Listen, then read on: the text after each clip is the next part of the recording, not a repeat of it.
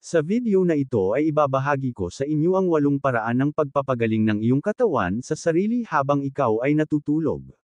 Simulan natin ito pagkatapos ng intro.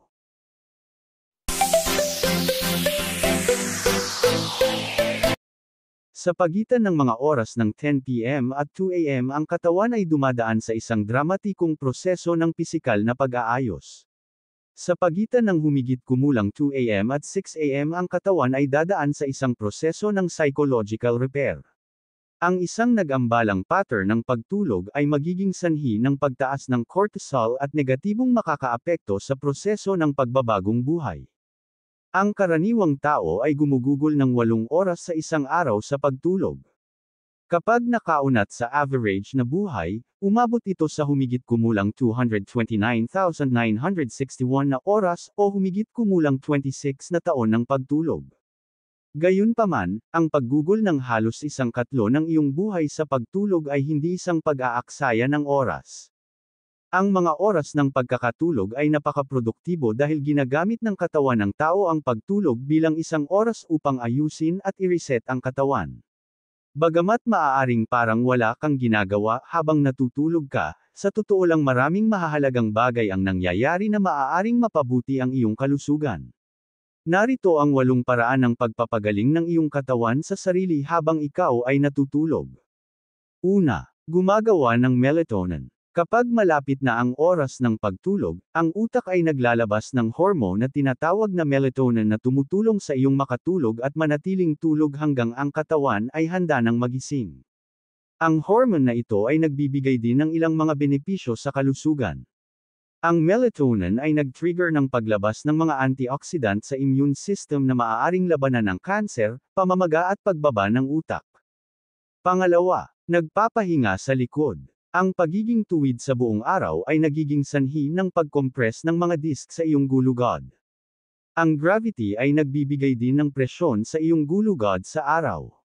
Kapag humiga ka sa pagtulog, ang mga disk sa iyong gulugod ay nababawasan at bumabanat ng kaunti, na mabuti para sa kalusugan ng iyong likod.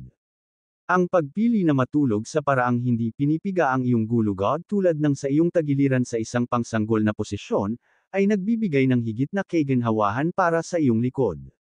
Pangatlo, ang pagbagal ng beat. Kapag natutulog ka, mas mababa ang pangangailangan sa katawan kaya't bumagal ang tibok ng puso na nagbibigay ng kapaki-pakinabang na oras ng pahinga.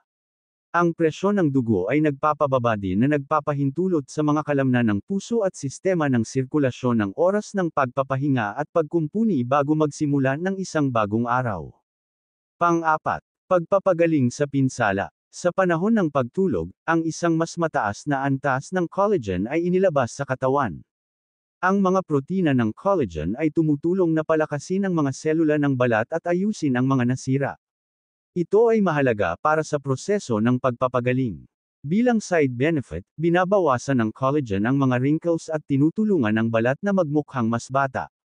Pang-5, pagpapalit ng hormones. Sa araw habang nagmamadali ka sa trabaho, pumunta sa gym sa hapon at gumawa ng ilang mga gawain bago matulog, ang iyong mga kalamnan ay nagtatrabaho ng husto at nasusunog ang enerhiya.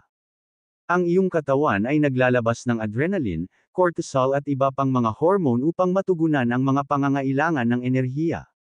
Kapag nakatulog ka, bumababa ang mga antas ng hormone na ito at inilalabas ang iba't ibang mga kapaki-pakinabang na hormone kabilang ang human growth hormone, na tumutulong sa pag-aayos ng kalamnan, paglaki at pangkalahatang pagpapanatili. Pang-6, labanan ang mga mikrobyo. Ang iyong katawan ay abala sa lahat ng iyong mga gawain sa buhay mula sa paglalakad hanggang sa pagtatrabaho sa buong araw. Kapag natutulog ka, ibinaling ng iyong katawan ang atensyon sa immune system. Ang mga protina, puting selula ng dugo at iba pang mga sangkap ay ipinapadala upang labanan ang mga mikrobyo, impeksyon at sakit. Ang kakulangan sa tulog ay maaaring makabawas sa iyong resistensya sa impeksyon at sakit dahil hindi makukumpleto ang pagpapalakas ng immune system na ito. Ang pagpapataas ng iyong pagtulog kapag nakikipaglaban ka sa sakit o impeksyon ay nagbibigay daan sa iyong immune system ng mas maraming oras upang gawin ang trabaho nito at nakakatulong sa pagbawi. Pang-7, binabawasan ang iyong mga antas ng stress. Tinutulungan ng pagtulog ang iyong isip at katawan na makapagpahinga at makabangon mula sa iyong araw. Kapag kulang ka sa tulog, naglalabas ang iyong katawan ng mga stress hormone. Ang stress ay maaaring mag-react sa mga paraan na hindi produktibo. Maaari kang kumilos dahil sa takot o gumawa ng padalos-dalos na desisyon. O baka irritable ka. Ang mahinang pagtulog sa gabi ay maaaring makaramdam ka ng pagkabalisa. Ito ay maaaring tumagal hanggang sa wakas ay makakuha ka ng ilang kinakailangang pahinga. Pangwalo, kinokontrol ang iyong asukal sa dugo. Ang pagtulog ay nakakatulong na ayusin ang iyong metabolismo. Iyan ang paraan ng pag-convert ng iyong katawan ng pagkain sa enerhiya. Ang kawalan ng tulog ay maaaring magdulot ng maraming problema sa metabolismo, kabilang ang pabago-bagong antas ng asukal sa dugo. Ito ay maaaring maging problema kung mayroon kang diabetes. Itinataas din ito ang iyong panganib na magkaroon ng type 2 diabetes. Ang sobrang asukal sa dugo ay nakakaapekto rin sa iyong mood, energy level, at mental function. Ang pagtulog ay kasing halaga ng dieta at ehersisyo ngunit maaaring mas madaling gawin ang isang push-up o kumain ng mansanas kaysa sa pagtulog. Iminumungkahi ng National Sleep Foundations na mag-ehersisyo araw-araw at iwasan ang pagtulog sa araw. Bumuo ng isang ritual kung saan ginagawa mo ang parehong mga bagay tuwing gabi bago matulog at subukang panatilihing pare-pareho ang oras ng pagtulog. Iwasan ang alak at mabibigat na pagkain bago matulog. Subukang bawasan ang mga antas ng aktibidad sa mga oras bago matulog sa mga aktibidad tulad ng pagbabasa. Alisin ang mga cellphone, computer at mga materyales na may kaugnayan sa trabaho sa iyong kwarto at panatilihing malamig ang kwarto sa pagitan ng 60 at 65 degrees. Bawasan ang liwanag at ingay para sa pinakamagandang karanasan sa pagtulog.